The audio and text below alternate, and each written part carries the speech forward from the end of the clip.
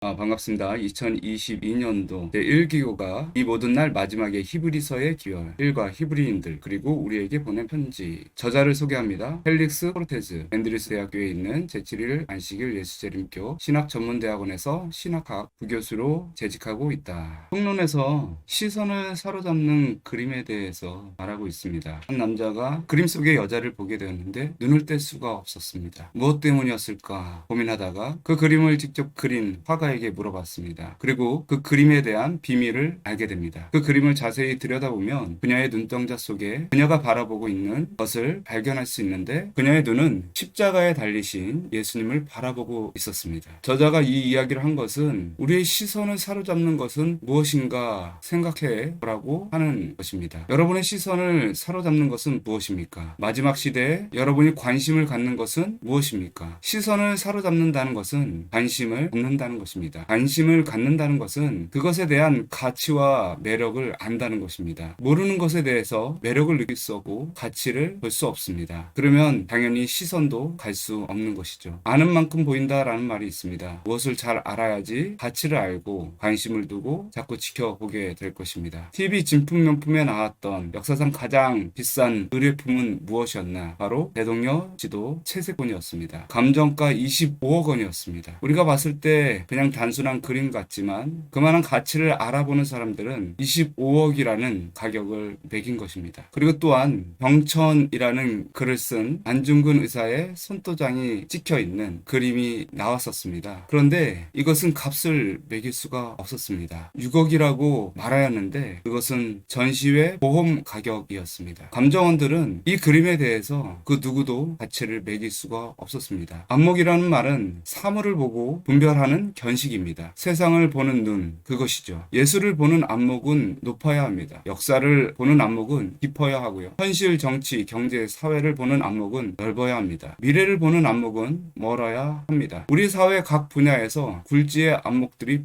버티고 있어야 역사가 올바로 잡히고 정치가 원만히 돌아가고 경제가 잘 굴러갑니다. 이와 마찬가지로 신앙에서도 안목이 필요합니다. 요한복음 17장 3절에 영생은 곧 유일하신 참 하나님과 그가 보내신 자 예수 그리스도를 아는 것이니라. 예수님을 더욱 알아갈수록 우리는 예수님을 더 잘 볼 수 있습니다. 그리고 예수님을 아는 만큼 우리는 영생에 더욱 가까워질 수 있습니다. 히브리서는 우리가 모르는 예수님의 모습을 보여줍니다. 교과 총론에 히브리서에 나타난 예수님의 모습을 대략적으로 묘사하고 있습니다. 그분은 왕이십니다. 히브리서 7장 1절 8절에 천사들에 관하여는 그는 그의 천사들을 바람으로 그의 사역자들을 불꽃으로 삼으시느니라 하셨으되, 아들에 관하여는 하나님이여 주의 보좌가 영영하며 주의 나라의 홀은 공평한 홀이니이다. 또한 예수님을 사망 권세를 이기신 승리자로 묘사하고 있습니다. 히브리서 2장 14절 자녀들은 혈육에 함께 속하였음에 그도 또한 한 모양으로 혈육에 함께 속하심은 사망으로 말미암아 사망의 세력을 잡은 자 곧 마귀를 없이 하시며, 히브리서 8장 1절에는 예수님을 대제사장의 모습으로 묘사하고 있습니다. 이제 하는 말의 중요한 것은 이러한 대제사장이 우리에게 있는 것이라. 그가 하늘에서 위엄의 보좌 우편에 앉으셨으니. 히브리서 10장 10절에는 이 뜻을 쫓아 예수 그리스도의 몸을 단번에 들이심으로 말미암아 우리가 거룩함을 얻었노라. 또한 히브리서 8장 6절 13절 예수님을 언약의 대표자로서 이스라엘의 집과 유다 집을 세울 언약의 상속자로서 묘사하고 있습니다. 저희를 허물하여 일렀으되 주께서 가라사대 볼지어다 날이 이르느니 내가 이스라엘 집과 유다 집으로 새 언약을 세우리라. 우리는 어떤 예수님의 모습을 항상 생각하고 있습니까? 어린 양의 모습, 고통받는 모습, 봉사하는 모습, 인류를 위해서 끊임없이 희생하는 모습, 그런 모습을 항상 생각합니다. 그러나 히브리서에는 전혀 다른 예수님의 모습을 우리에게 보여주면서 우리의 안목을 넓힐 수 있도록 해주는 것입니다. 예수님께서 대제사장으로 왕으로서 대표자로서 우리를 위해서 어떤 일을 하실까요? 그분은 우리와 같이 여자에게서 나셨으며 우리와 같이 시험을 받으시고 멸시당하셨다. 그럼에도 불구하고 그분은 온 우주의 권능의 중심에 앉아 계신다. 온 우주의 중심에서 그분은 모든 천사들에게 경배를 받으실 뿐만 아니라 인류의 구원을 위하여 지금도 여전히 역사하고 계십니다. 주님께서는 고난받는 자들을 계속해서 도와주고 계십니다. 그들의 믿음을 굳건히 할 뿐만 아니라 그들이 하나님의 약속의 성취를 믿고 인내하며 그 약속의 이루심에 동참할 수 있도록 인도하십니다. 또한 하나님 나라의 백성들을 예수 그리스도 안에서 온전히 화합할 수 있도록 도와주십니다. 히브리서 4장 2절에 때문에 저희와 같이 우리도 복음 전함을 받은 자이나 그러나 그 들은 바 말씀이 저희에게 유익되지 못한 것은 듣는 자가 믿음을 화합지 아니함이라. 또 한 가지, 주님께서는 이 지구뿐만 아니라 온 우주에 하나님의 영광을 나타낼 분이십니다. 그래서 온 우주에 죄가 없는 완벽한 세상을 만드시기 위하여 일하시고 계십니다. 만물을 그 발 아래 복종케 하셨느니라 하셨으니 만물로 저에게 복종케 하셨은즉 복종치 않은 것이 하나도 없으나 지금도 우리가 만물이 아직 저에게 복종한 것을 보지 못하고 히브리서를 통하여 하나님께서 우리에게 보여주시려는 예수 그리스도의 모습이 무엇인지 그리고 그 예수님의 모습을 통하여 우리는 어떤 안목을 갖고 세상을 바라보고 어떻게 개인과 나라와 온 우주가 회복될 것인지 깨달으면 좋겠습니다. 제1과 히브리인들 그리고 우리에게 보낸 편지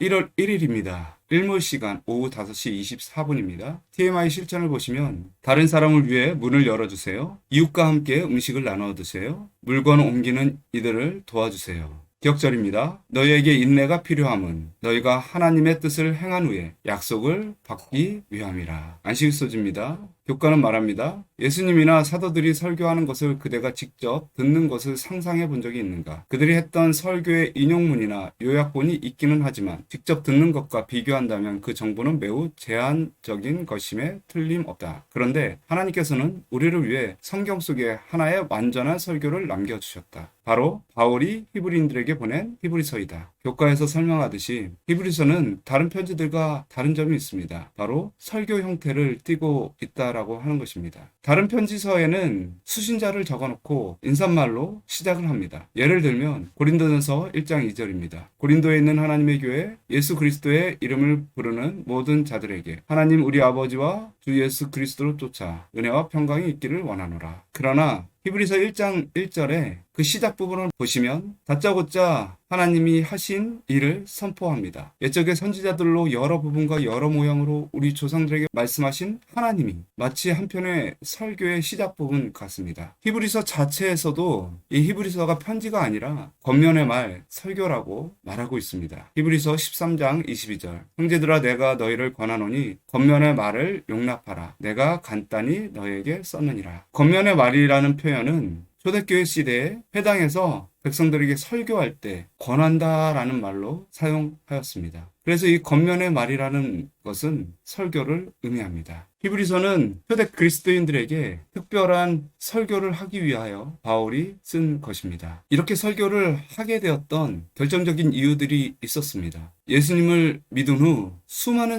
교인들이 어려움을 당했습니다. 그 어려움의 이유가 무엇인지, 고난 후에 어떤 일이 일어날 것인지 사도 바울은 신자들에게 고난을 해석해주고 고난의 의미를 가르쳐주고 그들의 식견과 안목을 넓혀줌으로 그들이 하나님의 약속을 끝까지 붙들을 수 있도록 인도하였습니다. 히브리서 10장 33절, 13장 5절, 3장 12절에 그들이 어떤 어려움을 당하고 있었는지 설명하고 있습니다. 비방과 환난으로서 사람에게 구경거리가 되고 돈을 사랑치 말고 있는 바를 족한 줄로 알라. 너희가 삼가 혹은 너희 중에 누가 믿지 아니하는 악심을 품고 공개적인 비방과 환난이 있었고 경제적인 어려움을 겪은 사람도 있었습니다. 많은 사람들이 지쳐갔고 자신의 신앙에 대해서 염려하며 의문을 품으며 떨어져 나갔습니다. 예수님이 오신 지 2000년이 흘렀지만 세상은 변화되지 않는 것 같고 예수를 믿는다는 것이 어떤 의미가 있는지 의심이 될 때 우리는 히브리서를 봐야 합니다. 자연재해가 넘쳐나고 범죄가 더욱더 기승을 부릴 때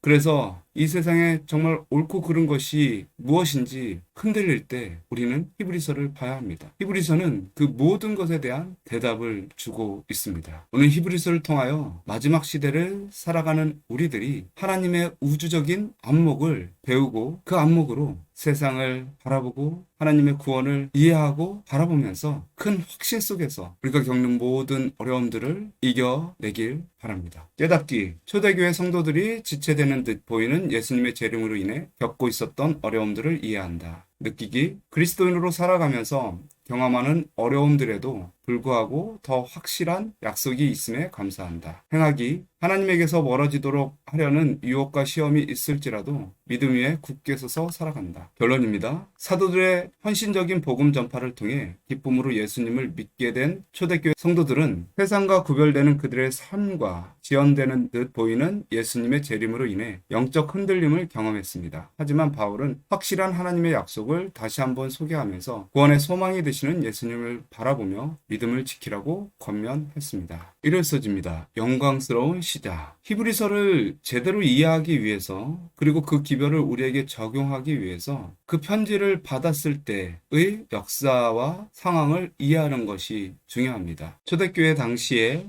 교인들은 예수님을 직접 보지 못했습니다. 그들은 사도들의 기별과 하나님께서 나눠주신 성령으로 말미암아 그들의 믿음을 확증하였었습니다. 표적과 기사들로 그들은 예수님이 부활하셨음을 믿었습니다. 히브리서 2장 3절 4절에 우리가 이같이 큰 구원을 등한히 여기면 어찌 피하리요. 이 구원은 처음에 주로 말씀하신 바요. 들은 자들이 우리에게 확증한 바니 하나님도 표적들과 기사들과 여러 가지 능력과 및 자기의 뜻을 따라 성령에 나눠주신 것으로서 저희와 함께 증거하셨느니라. 예수님을 직접 보지 못한 수많은 그리스도인들은 표적과 기사들과 성령을 통해서 하나님의 증거를 받습니다. 이런 모든 경험들은 그들에게 하나님 나라가 임했고 예수 그리스도의 약속이 성취됐음을 믿게 하였습니다. 교과는 말합니다. 기독교가 처음 시작되었을 때 하나님께서는 예루살렘에 있는 사도들에게 성령을 풍성히 부어주셔서 그들로 하여금 그들이 전에 알지 못했던 언어로 복음을 전하며 기적들을 행하게 하셨다. 빌립은 비슷한 기사를 사마리아에서 행했으며 베드로는 욥바와 가이사랴에서, 바울은 소아시아와 유럽에서 그렇게 했다. 이와 같은 능력들은 하나님의 나라의 수립, 정죄함으로부터 구원, 그리고 악한 권세로부터의 자유와 같은 구원의 기별을 확증하는 경험적 증거였다. 놀라운 기적들이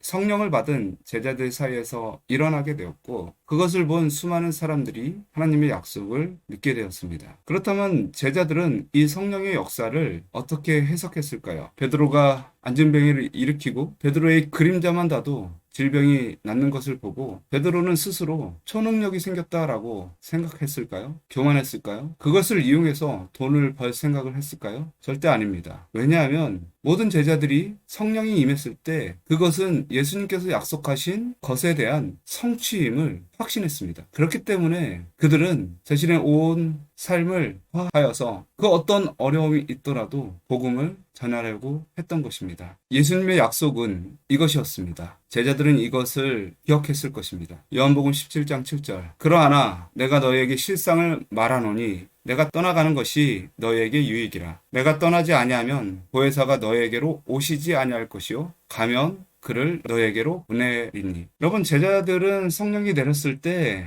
예수님이 왕으로 세움을 받고 일을 하고 계심을 믿었습니다. 이제 정말로 하나님 나라가 시작됐구나. 사실 제자들은 현세에서 하나님 나라를 꿈꾸면서 예수님을 따라다녔던 사람들이었습니다. 그러나 예수님께서는 십자가에 돌아가셨죠. 그리고 나서 그들은 큰 실망을 했습니다. 그분이 정말 왕이 아니었나. 그러나 그분이 이제 왕이 되신 것입니다. 그리고 그 왕이 되신 증거로 성령을 보내주셨습니다. 제자들은 이것을 알고 있었습니다. 드디어 예수께서 약속했던 그 하나님 나라가 이제 시작되었다라고 하는 것입니다. 그들은 이제 그 하나님 나라를 위하여 자기의 목숨을 내놓을 만큼 헌신할 마음의 준비가 되었습니다. 단순히 그들에게 성령이 내려서 기적을 베풀 줄 안다고 그들의 믿음이 강해진 것이 아니고 이 증거는 예수님께서 약속하신 것이고 그분께서 이제 그 일을 성취하고 있음을 보여주는 증거이기 때문에 그들은 강한 믿음을 소유할 수 있었습니다. 우리가 마지막 시대에 어떤 어려움을 당할지라도 주님의 약속이 성취되어 가는 것을 보면 우리도 그 어떤 어려움이 있을지라도 강한 믿음을 소유할 수 있습니다. 영감의 교훈입니다. 오순절에 하늘의 빛이 그들에게 비추었다. 전에는 결코 알 수 없었던 믿음과 확신을 가지고 그들은 거룩한 말씀의 교훈을 받아들였다. 그리스도가 하나님의 아들 되심은 더 이상 의심스러운 문제가 아니었다. 그들은 비록 인성을 입으셨으나 그분은 진실로 메시아이심을 알았으며 또한 하나님께서 그들과 함께 하신다는 확신을 가지고 자신들의 경험을 용기 있게 세상에 증거하였다. 월요일 소지입니다. 고난. 히브리서 10장 32절, 33절, 34절, 히브리서 13장 3절. 여기 보면 초대교인들이 얼마나 많은 고난을 당했는지 묘사하고 있습니다. 고난의 큰 싸움을 참은 것을 생각하라. 혹 비방과 환난으로서 사람에게 구경거리가 되고 혹 이런 형편에 있는 자들로 사귀는 자 되었으니. 여기서 비방이라는 말, 이것은 거짓으로 고소하며 비난한다는 것을 나타내는 것입니다. 환난이라는 말은 폭력을 동반한 박해를 의미합니다. 몽둥이로 돌로 사람을 때린 것입니다. 구경거리가 된다라는 것은 극장과 관련이 있습니다. 우리가 잘 아는 대로 원형극장에서 사자의 밥이 되도록 내어버려 두고 그것을 많은 사람들이 즐겼습니다. 34절에 너희가 갇힌 자를 동정하고 너희 산업을 빼앗기는 것도 기쁘게 당한 것은 감옥에 갇히기도 했습니다. 피해도 받았습니다. 그리고 재산을 다 빼앗겼습니다. 사람이 감당할 수 없는 고난과 시련들을 초대교인들은 예수님의 약속을 바라보며 견뎌냈습니다. 바울과 실라의 경험은 그 모습을 단적으로 보여줍니다. 바울과 실라가 복음을 전하다가 잡혔습니다. 상관들이 옷을 찢었습니다. 수치심을 주는 것이죠. 그리고 매로 때렸습니다. 많이 때린 후에 옥에 가둡니다. 바울과 실라를 옥에 가둘 때 그 어떤 합법적인 재판도 하지 않았습니다. 그들을 형벌하고 때릴 때 그 어떤 인격적인 권리도 행사할 수 없었습니다. 너무 억울하고 원통한 일들이 그리스도를 믿는다는 이유로, 그리스도를 전한다는 이유로 그들에게 경험된 것입니다. 얼마나 무서울까요? 그런데 그들은 오히려 더욱 그 고난에 참여합니다. 베드로전서 4장 14절에 너희가 그리스도의 이름으로 욕을 받으면 복이 있는 자로다. 영광의 영, 곧 하나님의 영이 너희 위에 계심이라. 만일 그리스도인으로 고난을 받은즉 부끄러워 말고 도리어 그 이름으로 하나님께 영광을 돌리라. 고난을 받는 것을 복된 것으로, 하나님 앞에 영광스러운 것으로 생각하였습니다. 그래서 불신자들은 그리스도인들에게 더욱더 핍박을 주었고 조롱하였습니다. 마지막 시대를 살아가는 재림 성도들에게도 고난은 역시 필수입니다. 하나님께서 그리스도인들이 고난당하게 하는 것은 개인적인 구원과 회복을 뛰어넘는 일입니다. 그것은 하나님 나라를 증거하며 하나님 나라를 온전히 회복하는 일입니다. 우리는 예수 그리스도로 말미암아 구원을 받았지만 하나님 나라가 온전히 서지 못하면 우리 개인의 구원에 큰 위협이 됩니다. 개인의 행복과 나라의 행복은 항상 연결되어 있기 때문입니다. 그렇기 때문에 목숨을 걸고서라도 나라를 지키려는 사람이 있는 것입니다. 말틴 루터 킹 목사님은 이런 말을 했습니다. 만일 사람이 목숨을 걸 만한 어떤 것을 발견하지 못한다면 그는 삶을 살 자격이 없다. 목숨보다 소중한 것이 있고 그것을 지키며 사는 것이 삶의 목적이라고 말합니다. 인간이 자신의 목숨보다 더 소중한 것이 있을까요? 나라의 독립을 위하여 자신의 목숨을 아끼지 않았던 유관순 열사의 글입니다. 내 손톱이 빠져나가고 내 귀와 코가 잘리고 내 손과 다리가 부러져도 그 고통은 이길 수 있사오나 나라를 잃어버린 그 고통만은 견딜 수가 없습니다. 나라에 바칠 목숨이 오직 하나밖에 없는 것만이 이 소녀의 유일한 슬픔입니다. 나라를 구하는 일은 한 사람의 목숨을 걸 만한 가치가 있습니다. 그 한 사람으로 말미암아 그 나라의 아이들의 미래를 지켜낼 수 있는 것입니다. 목숨을 걸지 않으면 미래는 열리지 않는다. 나라가 없어지고 미래가 없어진다면 지금 내가 가지고 있는 이 목숨 무슨 의미가 있을까요? 더 좋은 세상에 대한 갈망이 있는 사람들은 목숨도 걸고 고난도 견디어 낼 것입니다. 진리로 말미암아 화형에 처해졌던 얀 후스. 그는 감옥에 있을 때 그 습기와 불결한 공기 때문에 열병에 걸려서 거의 죽음 직전에까지 놓이게 되었습니다. 그는 대회의로 끌려 나오게 되었습니다. 그곳에서 그는 자기의 교리를 취소하든지 죽음을 택하든지 둘 중 하나를 선택하라는 그런 명령을 받습니다. 그때 야누스는 이렇게 고백합니다. 그렇다면 내가 무슨 면목으로 하늘을 쳐다볼 수 있겠는가? 내가 지금까지 순결한 복음을 전한 저 사람들을 무슨 면목으로 쳐다볼 수 있겠는가? 나는 그들의 구원을 이제 죽기로 작정된 불쌍한 나의 몸 이상으로 귀중하게 여긴다. 진리와 순결한 복음이 자신의 목숨보다 더 가치가 있다라고 고백을 합니다. 야누스는 화형에 처해지기 위해 나무에 묶입니다. 그리고 그는 마지막 호소를 합니다. 그는 다음과 같이 대답했다. 무슨 오류를 취소하라고 하는가? 나는 아무런 죄를 짓지 않았다고 생각한다. 내가 저술한 것과 전파한 것은 모두 사람을 죄와 멸망에서 구원하기 위한 것이었음을 하나님의 이름으로 증거한다. 그러므로 나는 내가 저술하고 전파한 진리를 나의 피로써 확인하기를 매우 기뻐한다. 왜 초대교회 교인들이 고난을 만나면 기뻐하라 라고 말했을까요? 그것이 왜 복된 것이라고 말했을까요? 바로 그들이 고난을 받고 목숨을 바쳐서 진리를 지켜내고 미래를 지켜내고 더 좋은 세상을 만들기 위한 소망이 있었기 때문입니다. 여러분에게는 목숨을 걸어서 지킬 만한 어떠한 것이 있습니까? 지구는 점점 뜨거워지고 파멸로 흘러가고 있습니다. 인간의 삶은 결국 험하게 살아가다가 늙고 병들어 죽게 됩니다. 이런 목숨보다 복음을 지키고 하나님 나라를 소망하는 것이 훨씬 더 가치 있는 일이 아닐까요? 영감의 교훈입니다. 예수 그리스도 안에서 경건하게 살고자 하는 모든 사람들에게도 그러할 것이다. 박해와 비난은 그리스도의 성령을 받는 모든 이들을 기다리고 있다. 박해의 성격은 시대와 더불어 변하나 그 원칙, 그 기초가 되는 정신은 아벨 이후로 언제나 주의 택하신 사람들을 살해한 바로 그 정신이다. 각 시대를 통하여 사탄은 하나님의 백성을 핍박하였다. 사탄은 그들을 고문하고 사형에 처하였으나 그들은 죽음으로 승리자가 되었다.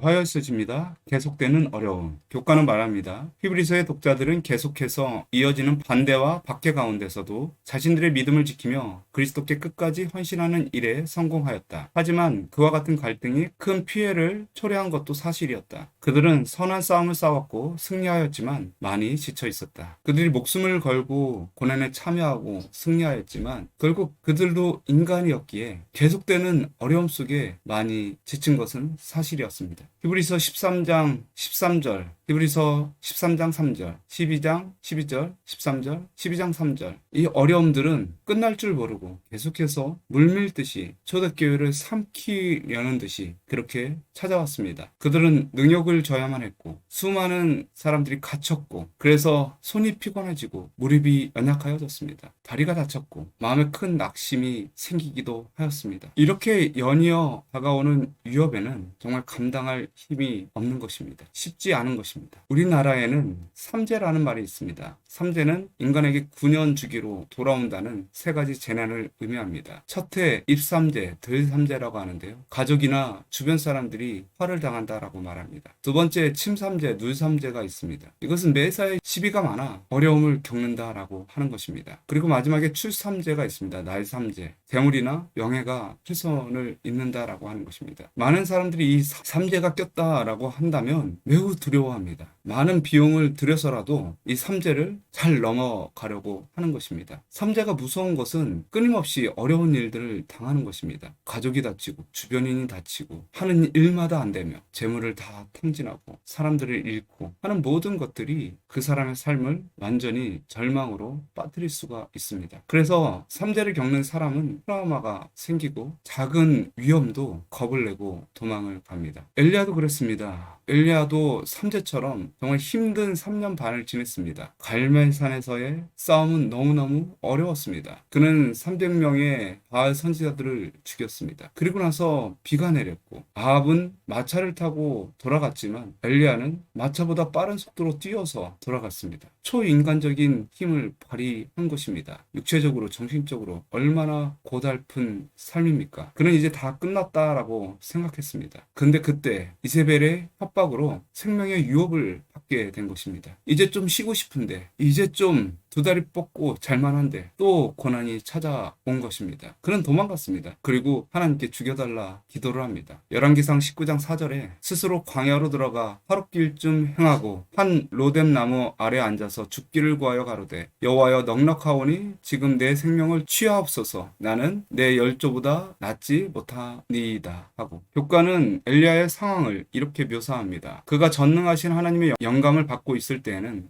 가장 혹독한 신앙의 시련을 견딜 수 있었으나 그의 귀에 울리는 이세벨의 유혹과 이 악한 여인의 음모를 통하여 나타나는 사탄의 계속적인 영향력으로 인해 실망한 이때에 그는 하나님을 의지하는 데 실패하였다. 그는 엄청나게 높임을 받았으며 그 반작용도 대단하였다. 엘리야는 하나님을 잊어버리고 계속 도망하여 마침내 아무도 없는 쓸쓸한 광야에 오게 되었다. 계속되는 어려움 속에 우리는 엘리야처럼 실패할 수 있습니다. 넘어질 수 있습니다. 그러나 하나님의 약속을 의지하고 믿는 사람은 아무리 큰 어려움이 계속해서 덮칠지라도 승리할 수 있습니다. 욥의 고난은 그 어떤 사람도 견디기 힘든 것이었습니다. 삼재보다 더 무서운 것이었고 엘리야가 겪었던 일보다 더욱 힘들고 어려운 일이었습니다. 욥의 고난을 묘사할 때 그것이 얼마나 순식간에 그리고 계속해서 연속적으로 일어났는지에 대해서 욥기 1장은 이렇게 기록을 합니다. 스바 사람이 갑자기 이르러 종과 나귀, 소를 다 죽이고 빼앗아갑니다. 16절에 그가 아직 말할 때 또 한 사람이 와서 하늘에서 불이 내려와 양과 종을 다 태웁니다. 그가 아직 말할 때 또 한 사람이 와서 갈대아 사람이 약대와 종을 다 빼앗아가고 죽입니다. 그가 아직 말할 때 또 한 사람이 와서 태풍이 일어나는데 자녀들이 한날 한시에 다 죽습니다. 그리고 욥기 2장 7절에 사탄이 이에 여호와 앞에 물러가서 욥을 쳐서 그 발바닥에서 정수리까지 악창이 나게 한지라. 욥의 고난을 봤을 때 이렇게까지 연속적으로 안 좋은 일이 일어날 수 있는가? 욥의 고난을 기록한 것은 하나님의 백성들이 받는 고난의 의미를 설명하기 위함입니다. 고난에는 분명한 의미와 목적이 있습니다. 삼재처럼 아무런 의미 없이 오는 것이 아닙니다. 하나님을 믿는 사람들에게 있어서 고난은 하나님의 의를 높이고 하나님과의 관계를 굳게 하기 위함입니다. 그리고 하나님 나라를 이 땅에 회복하고 세우기 위함입니다. 우리는 욥의 이야기를 통하여 하나님께서 왜 욥에게 시험을 허락하셨는지 알 수 있습니다. 그것은 이 욥과 하나님의 승리를 보여주는 것입니다. 베드로전서 3장 14절에 그러나 의를 위하여 고난을 받으면 복이 있는 자니 저의 두려워함을 두려워 말고 소동치 말고. 약속을 이루기 위한 고난의 섭리, 고난을 통하여 사단과의 대쟁투에서 하나님과 연합함으로 우리는 승리할 수 있습니다. 고난이 잠깐 오는 것이 아니라 끝도 없이 계속될 때 도무지 희망이라는 것이 보이지 않을지라도 우리는 욥의 고난과 히브리서의 약속을 기억해야 합니다. 우리의 고난을 통하여 하나님은 영광을 받으시고 하나님의 주권은 온 우주에 선포될 것이며 하나님의 약속은 우리 안에서 반드시 성취될 것입니다. 그 약속을 믿음으로 예수님을 바라보셨으면 좋겠습니다. 영감의 교훈입니다. 낙심한 자들을 위한 확실한 치료제가 있다. 그것은 신앙과 기도와 사업이다. 신앙과 활동은 자신감과 만족을 줄 것이며 그것들은 날마다 증가하게 될 것이다. 그대는 불안한 예감이나 심한 절망적인 감정에 빠지고 싶은 시험을 당해 본 일이 있는가? 가장 암담한 날, 가장 험악한 것처럼 보일 때에도 무서워하지 말고 하나님을 믿으라. 그분의 무한하신 사랑과 동정심은 결코 지치지 아니한다.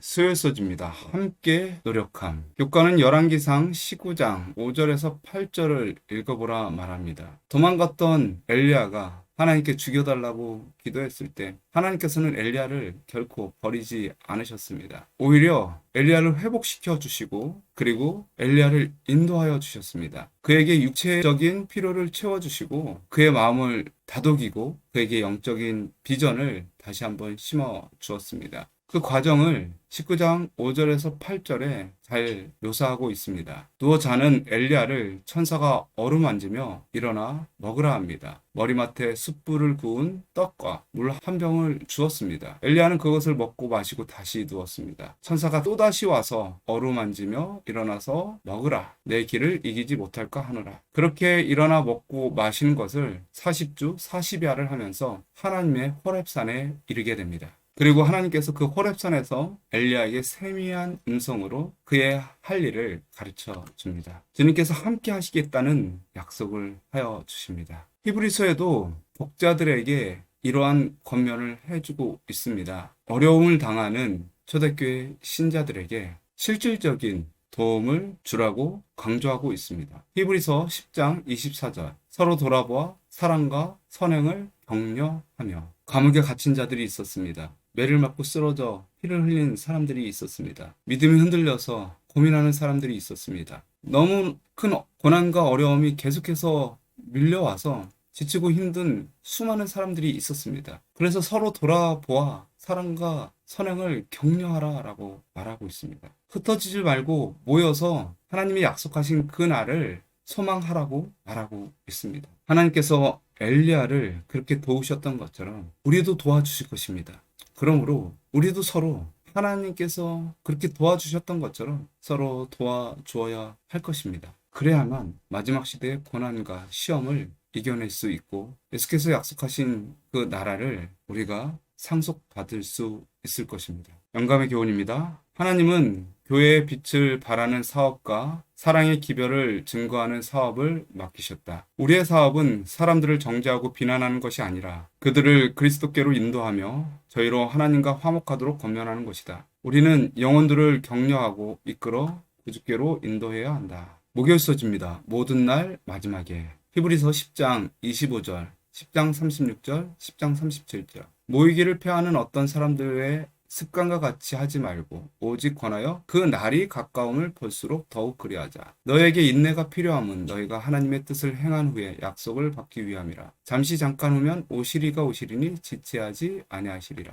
이런 성경절들은 재림의 긴박성을 보여주는 성경절입니다. 사도 바울은 히브리서를 읽는 모든 사람들에게 시련이 어렵고 힘들지라도 주님께서 오시니 조금만 견디자라고 말하고 있는 것입니다. 사도는 겉면의 말씀에 긴박성을 더하기 위하여 주님의 약속의 성취가 얼마 남지 않았음을 강조하였습니다. 히브리서 1장 2절에 독자들이 마지막 때에 살고 있음을 상기시켜 주었고 히브리서 10장 36절 38절에 하나님의 약속들은 곧 성취될 것이라고 말하였고 히브리서 10장 37절에 잠시 잠깐 후면 오시리가 오시리니 지체하지 아니하리라고 상기시켜 주었습니다. 그리고 히브리서 10장 39절에 뒤로 물러가지 말고 오직 영혼을 구원함에 이르는 믿음을 가지라고 권면하는 것입니다. 이것은 그 당시 이스라엘 백성들을 위한 권면이기도 하지만 지금 현재를 살아가는 우리를 위한 권면이기도 합니다. 지난가의 신명기를 통해서 이스라엘 백성들이 가나안 땅에 들어가기 직전에 모세가 했던 권면의 말씀이나 오늘 재림을 기다리며 고난을 견뎌내는 교인들에게 사도 바울이 했던 권면이나 비슷한 점이 있습니다. 이스라엘 백성들은 가나안 땅에 들어가기 직전에 두 가지 큰 실수를 합니다. 첫 번째는 정탐꾼 사건이었습니다. 12명의 정탐꾼들이 가나안 땅을 정탐하고 와서 의견이 갈라졌고 10명의 정탐꾼은 하나님의 말씀을 믿지 못하고 의심의 정신을 퍼뜨리며 반역을 일으켰습니다. 그래서 그들은 결국 가나안 땅에 들어가지 못했습니다. 또한 40년이 흐른 뒤에 가나안 땅에 들어가기 직전에 모압 땅에서 모압 여인에게 유혹을 받아서 음란한 행위를 하여 가나안 땅에 들어가지 못했던 사건도 있었습니다. 이 두 사건은 마지막 시대를 살아가는 우리에게 큰 교훈을 주고 있습니다. 사도 바울은 히브리서의 독자들에게 다음과 같이 권면합니다. 히브리서 12장 2절에 믿음의 주여 또 온전케 하시는 이인 예수를 바라보자. 저는 그 앞에 있는 즐거움을 위하여 십자가를 참으사 부끄러움을 개의치 아니하시더니 하나님 보좌 우편에 앉으셨느니라. 두 번째는 부도덕과 탐심을 멀리하라. 히브리서 13장 4절 5절에 모든 사람은 혼인을 귀히 여기고 침소를 더럽히지 않게 하라. 음행하는 자들과 간음하는 자들을 하나님이 심판하시리라. 돈을 사랑치 말고 있는 바를 족한 줄로 알라. 그가 친히 말씀하시기를 내가 과연 너희를 버리지 아니하고 과연 너희를 떠나지 아니하리라 하셨느니라. 그리고 마지막으로 바울은 그들을 인도해 주는 사람, 지도자들에게 순종하라고 권면합니다.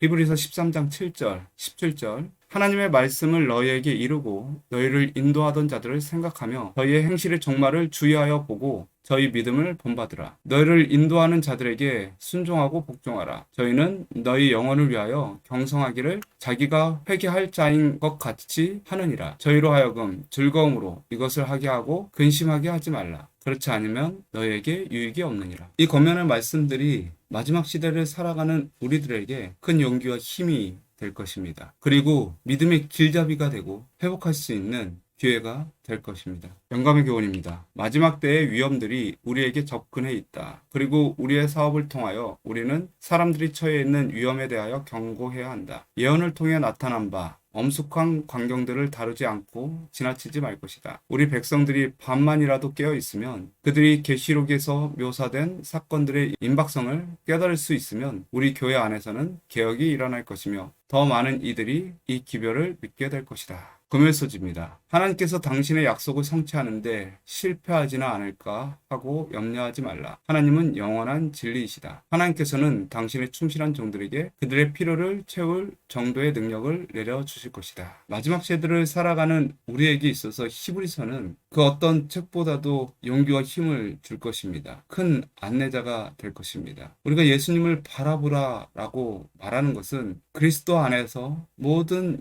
약속이 이루어졌던 것처럼 우리 안에서도 이루어질 것이라고 하는 것입니다. 제자들이 성령을 통하여 예수 그리스도의 약속이 성취되었고 하나님 나라가 임하였음을 확실히 믿었듯이 우리도 또한 예언의 성취가 이루어질 때마다 하나님이 우리와 함께 하고 있음을 기억하면서 믿음의 주여 온전케 하시는 예수를 끝까지 바라보았으면 좋겠습니다. 묵상으로 교과를 마치겠습니다.